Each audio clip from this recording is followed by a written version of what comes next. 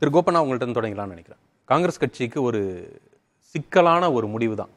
நீங்கள் ராமர் கோயில் கும்பாபிஷேகத்திற்கு போனீங்கன்னா பாஜகவின் சூழ்ச்சியில் நீங்கள் விழுந்துட்டீங்க, பாஜகவுக்கு அடிபணிஞ்சிட்டீங்கன்ற ஒரு விஷயம் இருக்கும்.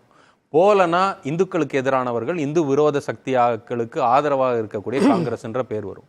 அப்படி இருக்கக்கூடிய சூழ்நிலையில் ஒரு முடிவு எடுத்திருக்கிறீங்க, போகிறது இல்லை அப்படின்ட்டு. அதாவது போகிறது இல்லைன்னா அயோத்திக்கே போக மாட்டேன், ராமர் கோயிலுக்கே போக மாட்டேன்றது கிடையாது.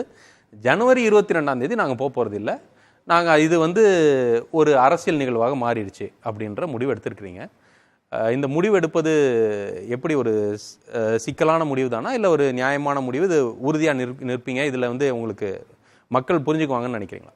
அகில இந்திய காங்கிரஸ் தலைவர் மல்லிகார்ஜுன் கார்கே அவர்கள் மிகுந்த துணிச்சலான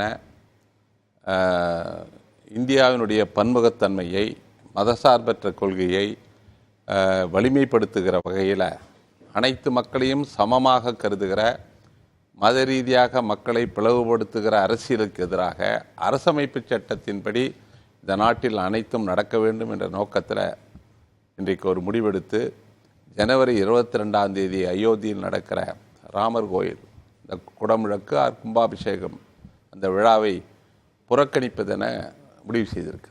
இந்த முடிவு என்பது நீண்ட விவாதத்துக்கு பிறகு, ஆழ்ந்த சிந்தனைக்கு பிறகு தான் நாங்கள் எடுத்திருக்கிறோம். இந்த அயோத்தியில் பாபர் மசூதியை பொறுத்தவரை அதுக்கு ஒரு நீண்ட நெடிய ஒரு வரலாற்று உண்டு. 1528 பாபர் மசூதி கட்டப்பட்டு 1949 டிசம்பர் 22, 23 நள்ளிரவில் பாபர் மசூதியின் அந்த வராண்டாவில் அங்கே தான் ராமர் பிறந்தார் என்று, ராமர் குழந்தை வடிவிலான ஒரு சிலையை மதில் சுவரையிலிருந்து எகிரி உள்ளே போய் குதித்து அங்கே 40-50 பேர் ஒரு சிலையை வைத்தார்கள். ராமர் படத்தை வரைந்து அதற்கு சொந்தம் கொண்டாடினார்கள். அதற்கு பிறகு அந்த மசூதி சர்ச்சைக்குரிய இடமாக ஆகி அதற்கு பூட்டு போடப்பட்டு வழக்கு நீதிமன்றம். ஆனால் அதுலேயுமே மாற்று கருத்தை அவங்க வைக்கிறாங்க. அதாவது ராம்லல்லா தானாக தோன்றியது, அது ஒரு சுயம்பு, அங்கு தோன்றதுனால அங்கே தான் நம்ம ராமர் கோயில் கட்டணுன்றதற்கான ஆரம்பம். இதெல்லாம் எஃப்ஐஆர், முதல் தகவல் அறிக்கை எல்லாமே இருக்குது, ஆதாரம் இருக்குது. அது ஒரு 50-60 பேர் சேர்ந்து நள்ளிரவில் சுவரேறி குதிச்சு தான் அதை வைத்தார்கள். அன்றைக்கு கோவிந்த் வல்லப்பந்த் இருந்தார்.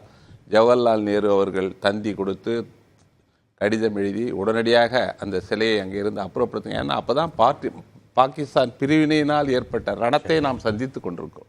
மீண்டும் ஒரு கலவரம் வெடித்திடும் என்று ஜவஹர்லால் நேரு மிக மிக கவலைப்பட்டு கோவிந்த் வல்லப்பந்திடம் வலியுறுத்தினார். ஆனால் அந்த பிரச்சனை வேறு விதமாக மாறி அது வழக்கு நீதிமன்றத்துக்கு சென்றது. அதற்கு பிறகு கடைசி வரைக்கும் அந்த மசூதி தொழுகை நடத்தப்படலை. அது சர்ச்சைக்குரிய இடமாகிட்டு அதை ஒட்டி அது ஒரு பிரச்சனையாக வைத்து 1980-84 3 உறுப்பினர்கள் இருந்த பாஜக இந்த பிரச்சனையை கையில் எடுத்து அயோத்தியில் ராமர் கோயில் கட்டுவதை ஒரு அரசியல் திட்டமாக, அரசியல் நோக்கமாக, அரசியல் ஆதாயம் தேடுகிற முயற்சிக்காக அதை பயன்படுத்தினார்கள். அதில் அத்வானி ரத யாத்திரை நடந்தது, இரத்த களரி ஏற்பட்டு ஆயிரக்கணக்கான மக்கள் கொல்லப்பட்டார்கள், மத கலவரம் நடந்தது.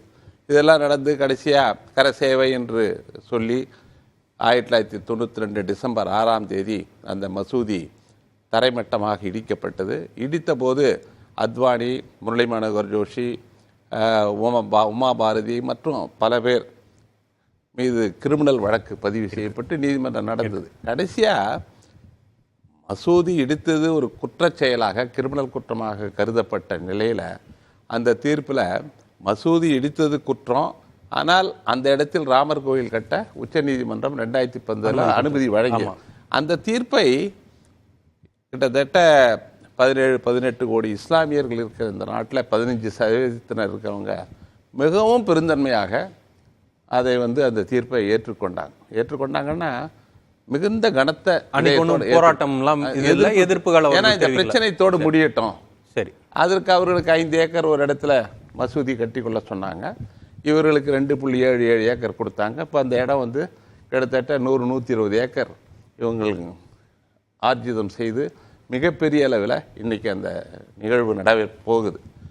கிட்டத்தட்ட அயோத்தியினுடைய வளர்ச்சிக்காக மட்டும் 85,000 கோடி 2030க்குள்ள செலவு செய்வதற்கான ஒரு முயற்சியில் ஈடுபட்டு ஒரு ஆன்மீக நகரமாக அதை மாற்றி அது ஒரு பெரிய ஒரு கால்கோல் விழான்றது ஏதோ ராமர் கோயிலுக்கு நடக்குதா அல்லது பாஜகவினுடைய வாக்கு வங்கியை விரிவுபடுத்துகிற அரசியலுக்காக இதை செய்கிறாங்கன்றது தான் காங்கிரஸின் நிலை. இதில் வந்து முற்றிலும் ஒரு அரசியல் திட்டம் இருக்கிறது. இந்து மகாசபை, RSS, பாஜக போன்ற கட்சிகள் இணைந்து இது வந்து ராமர் கோயில் விழாவா அல்லது மோடி விழாவா என்று அதனால இந்த முடிவு எடுக்கிறதுல உங்களுக்கு பெரிய சிக்கல் இல்லை. இது வந்து ரொம்ப தெளிவான வரலாறோட சேர்த்து இந்திய அரசமைப்பு சட்டத்தின்படி, ஏன்னா மகாத்மா காந்தியா நாங்கள் வளர்க்கப்பட்டோம். மகாத்மா காந்தி வந்து அனைத்து மதங்களையும் சமமாக கருதுவார். ராமராஜ்யம் என்பது அன்பை அடிப்படையாக கொண்டது. மகாத்மா காந்தியும் ஒரு ராம பக்தர். அவரின் ராம பக்தி வந்து இல்லை கடைசியாக ஒன்றே சொல்கிறேன்.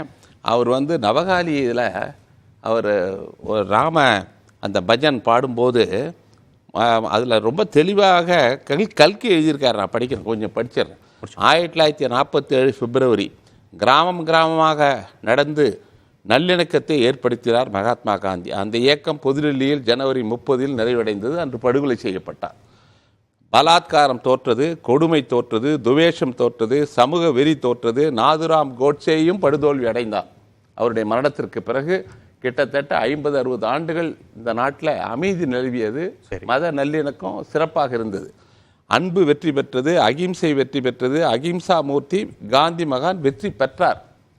ஆனால் அன்பை வளர்க்கிறது, துவேஷத்தை வளர்க்கிறது என்பது காந்தி மகானுடைய கொள்கை. துவேஷத்தினால் வெல்ல முடியாது, துவேஷத்தை அன்பினால் வெல்ல முடியும் என்பதுதான் ராமருடைய சித்தாந்தம். இதை கல்கி எழுதியிருக்கிறார்.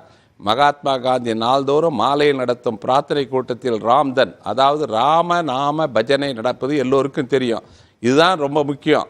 ரகுபதி ராகவ ராஜாராம் பதீத பாவன சீதாராம் என்பது நவகாளி யாத்திரைக்கு முன்னால் பாடிய மகாத்மா காந்தி யாத்திரையின் போது அவர் பாடிய பாடல் ஈஸ்வர அல்லா தேரே நாம் சப்கோ சன்மதி தேவே பகவான்.